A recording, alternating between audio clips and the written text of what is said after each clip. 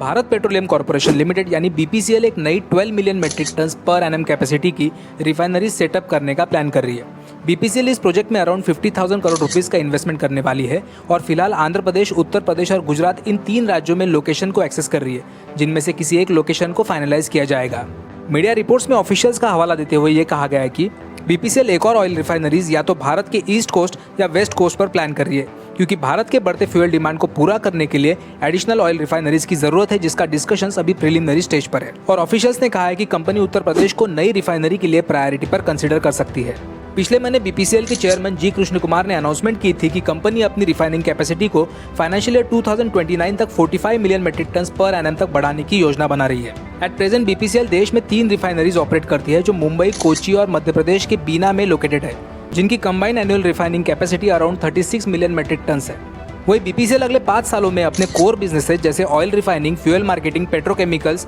और clean energy में around 1.7 lakh crore रुपए इन्वेस्ट करने की योजना बना रही है। इस कैपिटल एक्सपेंडिचर में 75,000 करोड़ रुपए ये रिफाइनरीज और पेट्रोकेमिकल प्रोजेक्ट्स के लिए अलोकेट किए गए हैं, तो 8,000 करोड़ रुपए इस पाइपलाइन प्रोजेक्ट के लिए और 20,000 करोड़ रुपए से ज्यादा पेट्रोल डीजल मार्केटिंग बिजनेस के लिए रखा है।